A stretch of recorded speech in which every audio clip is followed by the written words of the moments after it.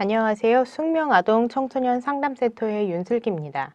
이번 시간에는 14강 우리 아이의 학업 성취를 어떻게 도와줄 수 있는지에 대해서 살펴보도록 하겠습니다.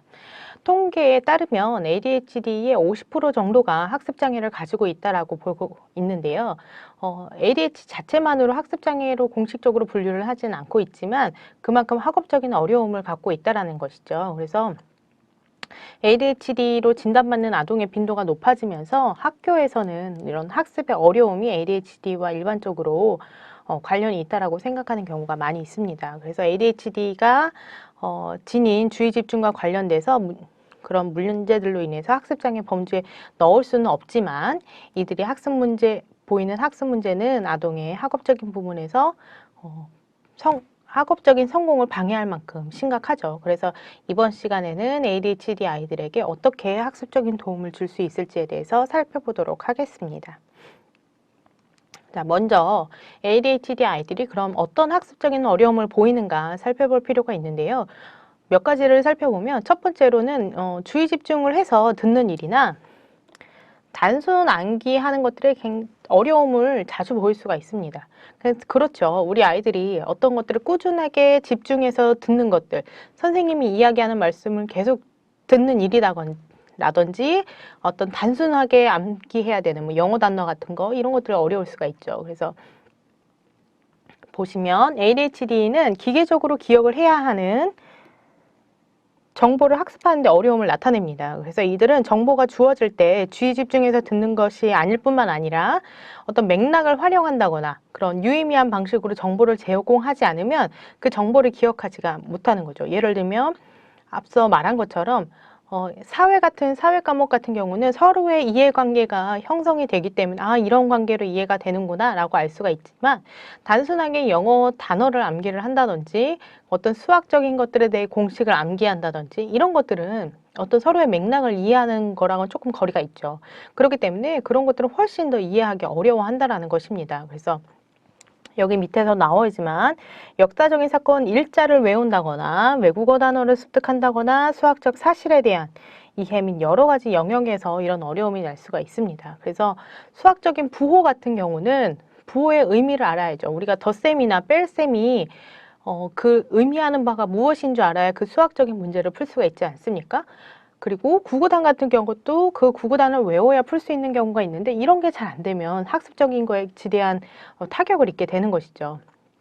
근데 이들에게 어떤 문제가 있어서가 아니라 어떤 부주의로 인해서 실수를 하게 되거나 주요한 수학 기호, 뭐 덧셈이나 뺄셈을 빠뜨리는 일이 또 잦아서 문제가 생기기도 합니다. 그래서 정리를 하자면 수학적인 부호에 대해서 의미를 제대로 파악하지 못해서 문제가 생기는 경우도 있고 혹은 덧셈 문제인데 뺄셈으로 푸는 경우도 있고 뺄셈 문제인데 덧셈으로 푸는 경우도 있고 이렇게 혼란되게 풀어서 틀리는 경우도 생기고 문제를 잘 끝까지 읽지 않아서 틀리는 경우도 생긴다는 것입니다. 그런데 그 아이에게 어떤 그 수학적인 문제에 능력이 없는 게 아니라 단순 부주의함으로 인해서 실수하는 경우가 있다는 얘기죠.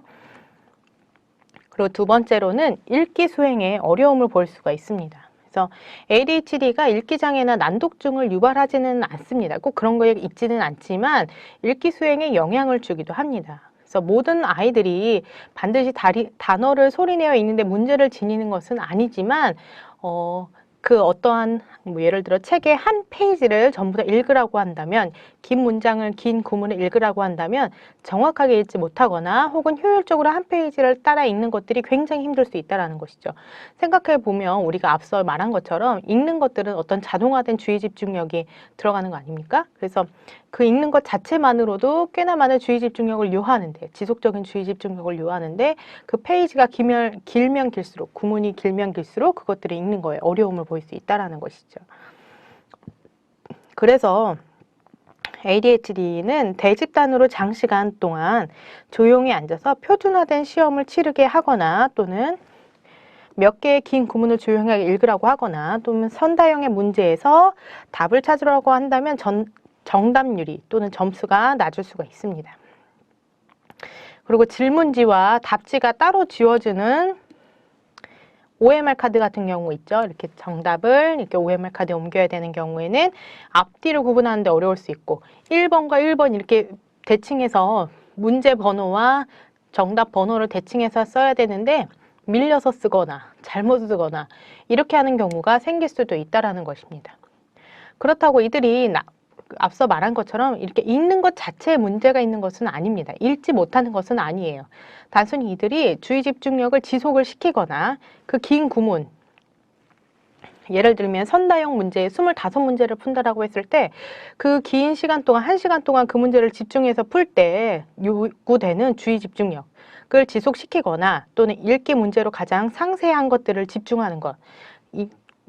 문제를 끝까지 읽고 선다형에 나와 있는 보기 문제들을 끝까지 잘 읽고 푸는 것. 이렇게 상세한 것들을 집중하는 것들에 어려움이 있을 수 있다는 것입니다. 그래서 이런 부분에서의 어려움을 보이기도 합니다. 그리고 세 번째로는요, 조별 과제를 하는 것들에 어려움을 보일 수가 있습니다. 확실히 ADHD가 있는 아이가 팀 과제에 참여할 수 없는 것은 아닙니다. 참여가 안 되는 것은 아니지만 어려움이 있을 수가 있습니다. 그러나 분명 ADHD인 사람 중에서 또 훌륭한 운동선수가 될 수가 있고 또 많은 유명한 운동선수들이 그 증상이 있거나 또는 그 팀으로 흡수되기까지 어려움이 아예 없었다 이런 것은 아닙니다. 그렇기 때문에 안 되는 것은 아니지만 그 팀의 온전하게 하나의 일원으로서 소속감을 느끼고 그 팀 안의 역할을 감당하기에는 어려움을 보일 수가 있다는 것이죠. 힘든 부분이 있다는 것입니다. 그래서 이들은 복잡한 지시사항을 따른다거나 아니면 협력하면서 여러 가지 일을 하는 멀티태스킹, 또 선생님의 지시에 협력적으로 반응해야 하는 부분에서 어려움을 보일 수가 있습니다. 무언가 같이 협력적으로 함께 나눠서 하는 것들이 어려울 수 있다는 것이죠. 그래서 이들은 개별 과제를 굉장히 선호합니다. 운동도 같습니다. 그래서 수영같이 혼자서 하는 운동, 그리고 마라톤 같이 하는 운동, 이런 운동을 훨씬 더 선호한다는 것이죠. 그러나 또래 협력적 교수 수업이라고 하는 말이 있는 것처럼 팀원들 안에서 작은 역할이라고 하더라도 그것들을 잘 완수하고 그들에게 긍정적인 피드백을 받게 되면 자존감은 향상하게 됩니다. 이 또래 협력적 교수 수업이라고 하는 얘기를 혹시 들어보신 적이 있습니까? 이 또래 협력적 교수 수업이라고 하는 것들은 또래가 어떤 선생님의 역할을 대신하여서 그 아이와 함께 공부할 수 있도록 하는 환경을 만들어주는 것이죠. 그래서 그 아이가 조 안에 잘 적응을 할 수 있도록 그 조원에 있는 다른 아이들에게 그 아이에게 어떤 역할을 부여해 줄 수 있게 한다거나 그 아이의 상황을 알게 해주고 그 아이에게 도움이 필요하다는 걸 알고 도와줄 수 있게 한다는 것이죠. 그래서 비록 우리 아이가 그 조 안에서 아주 큰 역할을 맡지는 않더라도 그 아이가 작은 역할들, 예를 들면 그 아이가 있는 거에서 선생님이 갖다주는 유인물을 잘 나눠주고 아이들이 얘기하는 것들을 받아 적는 역할을 한다든지 아니면 아주 작은 것들, 그런 식으로 그 아이가 작은 역할이라고 한다고 그 작은 역할이라도 그 안에서 잘 수행할 수만 있다면 어떤 소속감을 느낄 수도 있고 긍정적인 피드백을 받으면서 자존감도 향상할 수가 있습니다. 그래서 ADHD 아이들의 수업 참여도를 높이기를 원한다면 적극적으로 선생님하고 교제하는 것들이 필요합니다. 이렇게 협력적 교수 수업은 부모가 하고 싶다라고 할 수 있는 부분이 아니죠. 그래서 선생님이 도움이 필요하기 때문에 선생님하고 적극적으로 교제하시길 권합니다. 그러면 선생님이 도움 주시는 거 말고 우리는 그럼 어떻게 도와줄 수 있는지에 대해서 살펴보도록 하겠습니다. 이런 학습적인 부분에서 선생님의 도움이 지대한 영향을 미치는 것들은 사실입니다.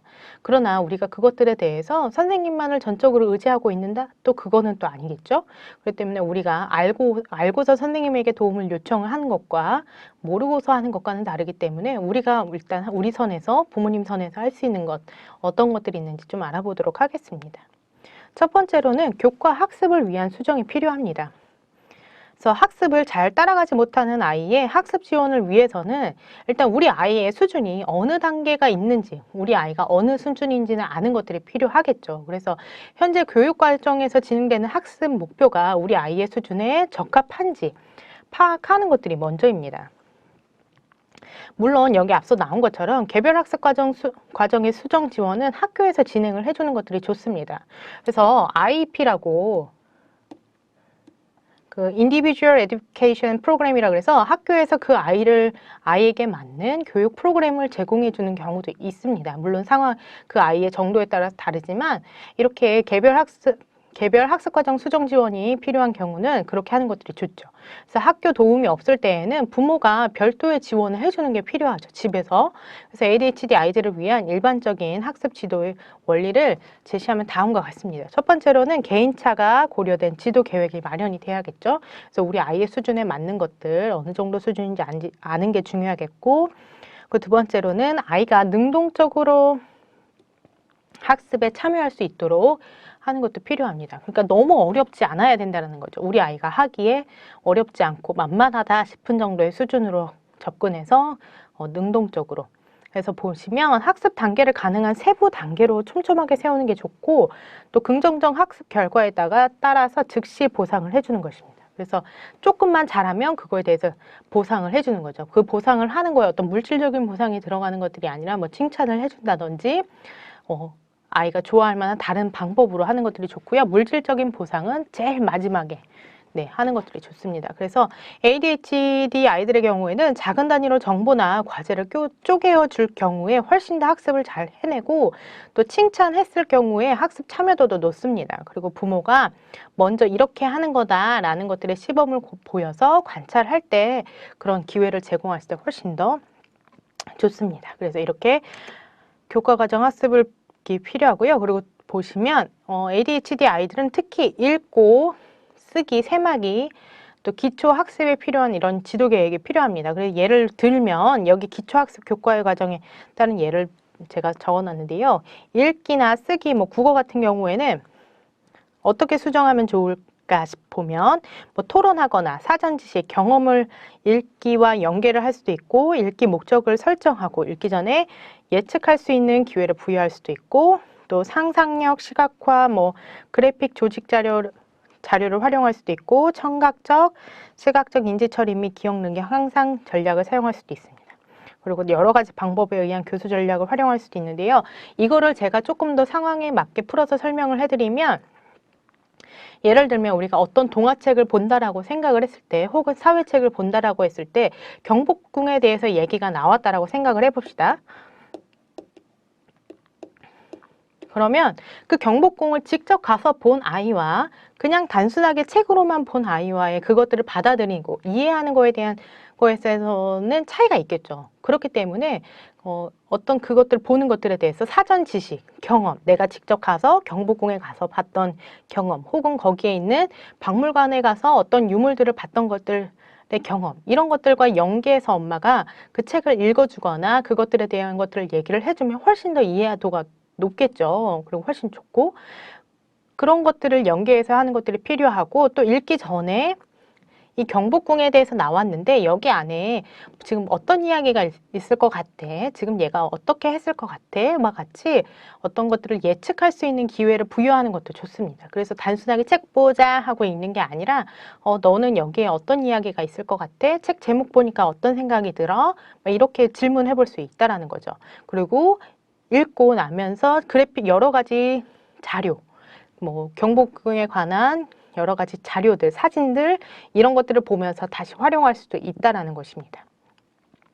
그리고 다 보고 난 다음에 덮고, 우리 아까 책에서 뭐 봤던 거 기억나? 우리 어떤 거 봤었지? 거기 안에 뭐 있었더라? 하면서 봤던 것들을 다시 한번 기억하게 하면서 기억 능력 향상을 시킬 수 있는 전략을 사용하는 것입니다. 그래서 이런 것들을 향상시킬 수 있게 다시 기억하고, 이런 식으로 우리가 다채로운 것들, 예전에 경험했던 것들을 들어서 사용하기도 하고 미리 예상해 보기도 하고, 그리고 다 하고 난 것들에 대해서 다시 기억할 수 있는 활동, 이런 것들을 전략을 활용하면서 우리 아이의 읽기, 쓰기, 전반적인 국어 능력 향상시키는 데 많은 도움을 될 수 있다는 것입니다. 그래서 이런 식으로 활용하실 수가 있을 것 같고요. 그리고 셈하기, 전반적인 산수, 수학과 같은 경우에는 기억, 주의력, 수계열, 시지각, 공간 조직,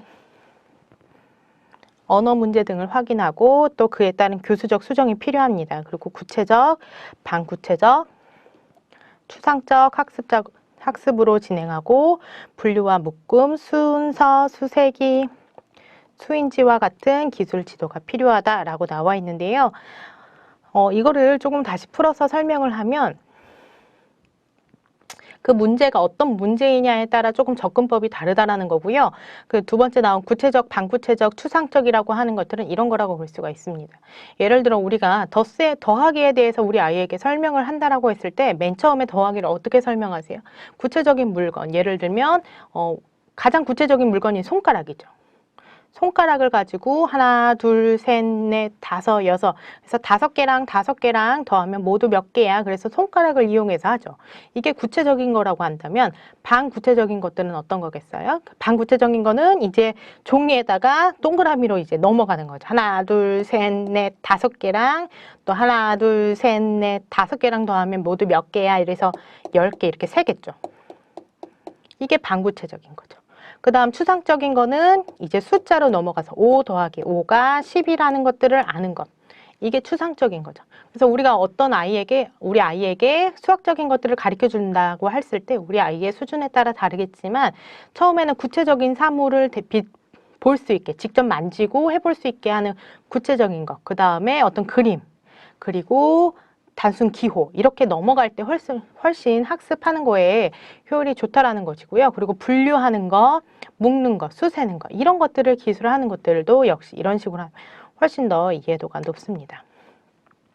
그리고 그 다음에는 유치원에 있는 아동들은 신체적인 움직임이나 구체적 사물을 감각적으로 조직하는 활동을 활용하여서 연계 지도하는 것도 좋습니다. 그래서 우리가 앞서 수를 아는 것들, 뭐 수심 만들기, 덧셈 하기, 뭐 이런 것들을 한다고 했을 때 유치원에 있는 아이들은 몸으로 움직이는 걸로 했을 때 훨씬 더 이해를 잘 한다는 것이죠. 그래서 뭐 몸을 직접 어떤 바구니 안에 맨 처음에는 뭐 5개의 공을 던져서 넣게 한 다음에 뭐 다른 곳에 다른 바구니에 또 공을 집어넣어서 나중에 그 2개 합치니까 모두 몇 개인가 하고 직접 가서 보는 것도 할 수 있고 또 예를 들면 동그리와 계란판이죠. 계란판 10개짜리도 있고 30개짜리도 있는데 이거를 활용해서 맨 처음에 10개짜리 계란판 안에 동그리 뭐 맨 처음에 4개 넣었는데 나중에 누가 와서 계란판에 뭐 동그리 한 6개 넣었다. 그럼 모두 몇 개지 하면 딱 계란판은 모두 10개밖에 안 되기 때문에 한눈에 봐도 10개라는 걸 인지할 수 있게끔 이런 식으로 해도 좋다라는 것입니다. 그래서 구체적인 사물을 가지고 감각적으로 뭔가 만지고 몸으로 활동하고 이렇게 해서 연계하는 것들이 도움을 줄 수가 있고요. 그리고 초등학교 저학년에서는 과거의 경험을 조합하거나 지각을 활용하거나 할 때 개념 형성에 도움이 되는 지도 방법을 활용하는 것들이 좋습니다. 그래서 앞서 우리가 국어와 관련된 활동을 할 때 얘기한 것처럼 과거의 경험을 활용하는 것, 그리고 과거에 봤던 것, 이때 어떻게 했었는지, 그때 봤을 때 어땠는지 이런 것들을 활용해서 아이에게 그것들을 활용해서 개념을 잡을 수 있게, 형성할 수 있게 도움하는 것들이 개념 형성에 도움이 될 수가 있습니다. 그래서 이런 걸 생각하면 많은 경험을 우리 아이들에게 시켜줘야겠다라는 생각이 드시죠? 더 많은 경험을 해보고 그것들에 대해서 우리 아이와 충분히 이야기하고 그 경험을 생각해 보도록 하는 것 이런 것들이 우리 아이들의 어떤 학습적인 것들을 향상시키는 데도 많은 도움이 될 수가 있습니다. 그리고 초등학교 고학년의 경우에는 개방형 질문과 자료들을 통해서 사고를 확장하고 기존 지식을 독립적으로 적용할 수 있는지 지도하는 것들이 필요합니다. 근데 이 개방형이라고 하는 질문은 단순하게 질문을 했을 때 대답이 yes or no로 끝나는 게 아니라 그것들에 대해서 생각을 하고 대답을 하는 것들을 하게끔 만드는 질문을 개방형 질문이라고 하는데요. 이것들은 여러 가지 상황에서 활용이 될 수가 있지만 무엇보다 엄마와 부모님과 많은 대화 속에서 향상되는 것들이 많이 있습니다. 그래서 예를 들면 아까 우리 들었던 예를 다시 한번 들어봅시다. 그래서 우리가 경복궁에 대해서 다시 한번 공부한다라고 했을 때 초등학교 저학년 아이들 같은 경우는 이 과거에 경복궁에 다녀왔던 그 경험을 가지고 그 얘기를 하겠죠. 그때 어땠어? 그때 우리 뭐 봤었지? 그때 거기서 누가 어떻게 했었지? 여기는 누가 사는 데라 그랬었지?